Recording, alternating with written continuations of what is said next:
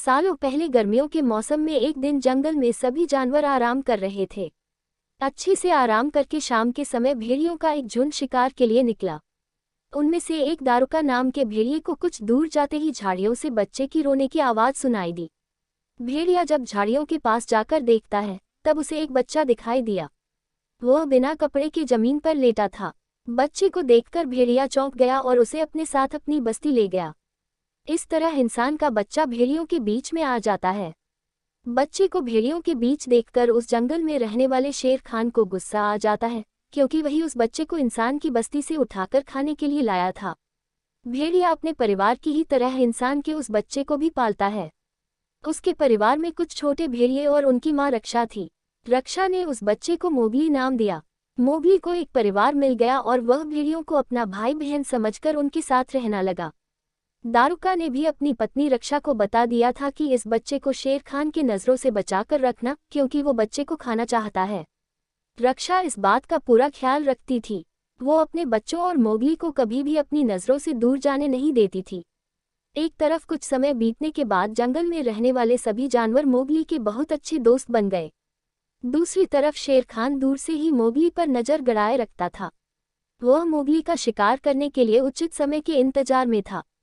भेड़ियों के झुंड का नेतृत्व एक बुद्धिमान भेड़िया कर रहा था। उस दल में बल्लू नाम का भालू और बघीरा नामक एक पैंथर भी था। सभी एक जगह एकत्रित होकर मोगली को लेकर बातें करने लगे। उनका कहना था कि हमें मोगली को भेड़िए की तरह ही पालना होगा। इस पर झुंड का सरदार अपने साथी बघीरा और बल्लू को बोलता है कि तुम दोनों मोगली को जंगल के नियम कानून सिखाओगे, साथ ही मोगली की रक्षा भी करोगे। इस तरह मोगली को जंगल में रहते रहते 1 साल बीत जाता है।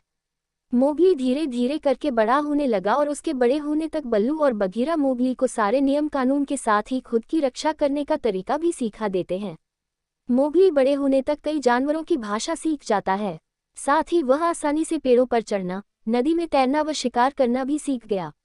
बघीरा ने मोगली को इंसानों द्वारा बिछाए फंदे और जाल से दूर रहने और जाल में फंसने के बाद उससे बाहर निकलने के तरीके सिखाए। एक दिन समूह में रहने वाला एक भेड़िए का छोटा बच्चा शिकारियों के बिछाए जाल में फंस जाता है। उस फंसे हुए भेड़िए को शेर खान खाना चाहता था। तभी शेर खान से पहले मोगली वहां पहुंचकर नन्हे भेड़िए को बचा लेता है। शेर खान को ये सब देखकर बहुत गुस्से आ जाता है। फिर शेर खान कुछ दिनों बाद मोगली को पकड़ने की कोशिश करता है, लेकिन वो उसे पकड़ नहीं पाता। गुस्से में शेर खान फैसला लेता है कि वो मोगली को पकड़ने के लिए बंदरों की सहायता लेता है।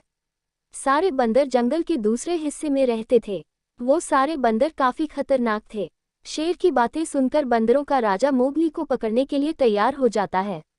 बंदरों का राजा अपने सारे बंदरों को मोगली को पकड़ने का आदेश देता है। 1-2 दिन कुछ बंदर मोगली पर नजर रखते हैं और सही समय मिलते ही मोगली का अपहरण करके उसे घने जंगल से घिरे एक पहाड़ पर ले जाते हैं। मोगली सोच रहा था कि उसके पहाड़ में होने की बात बघीरा व बल्लू को पता चल जाए। तब उसे आसमान में उड़ता हुआ एक चील दिखाई दिया। मोगली उस चील को आवाज लगाकर कहता है कि तुम मेरी मदद कर दो।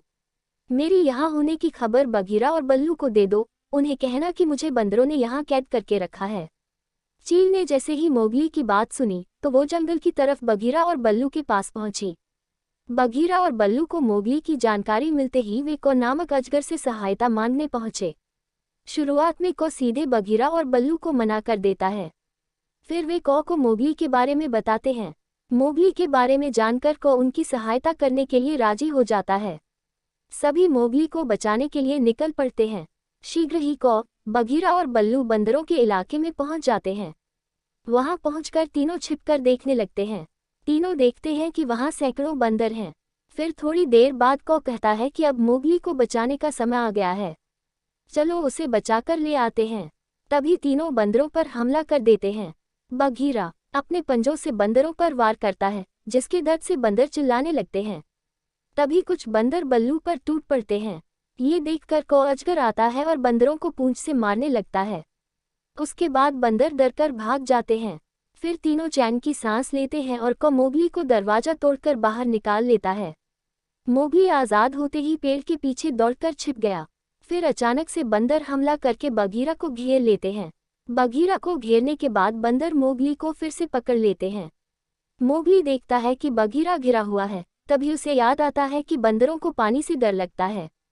वो बगीरा को चिल्लाकर बोलता है कि पानी में कूद जाओ, बंदरों को पानी से डर लगता है। बगीरा ये सुनते ही तुरंत पानी में कूद जाता है और बंदरों के चुंगल से बाहर निकल जाता है।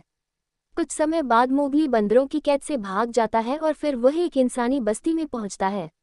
उस बस्ती में पहुंचने के बाद उसे एक औरत मिलती है।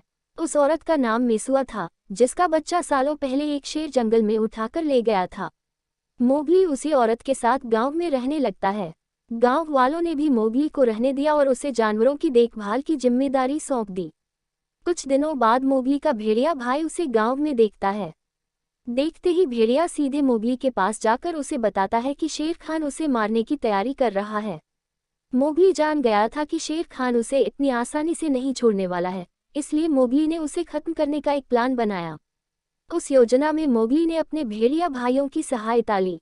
उसने भेड़िया से कहा कि शेर खान को एक घाटी पर ले आओ। शेर खान के घाटी पर पहुंचने के बाद मोगली ने दोनों तरफ से भैंसों का झुंड छोड़ दिया और खुद भी एक भैंसे पर बैठ गया। शेर खान भैंसों के झुंड के पैरों के नीचे आ जाता है। तभी शेर खान की मौत हो जाती है। फिर मोगली बेखौफ होकर गांव वालों के साथ रहने लगा। कुछ समय बीतने के बाद गांव के कुछ लोगों ने मोगली पर जादू करने का आरोप लगाया और उसे गांव से बाहर निकाल दिया। तब तक मोगली बड़ा हो गया था। वहां से निकलकर वो सीधे जंगल गया। वहां रहते हुए कुछ समय बीता ही था कि उसके भेड़िया भाइयों और बहनों की मृत्यु हो गई। वह अकेले उदास घूमने लगा। तभी उसकी मुलाकात दोबारा मेसुआ से होती है।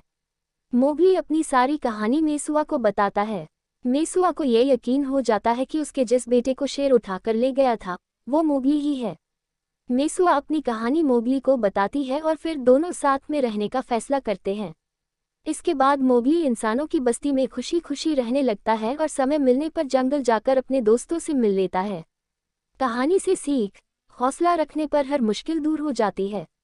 साथ ही हर इंसान को पशु पक्षियों संग प्यार से पेश आना चाहिए। वक्त पड़ने पर वो दोस्त बनकर मदद कर सकते हैं।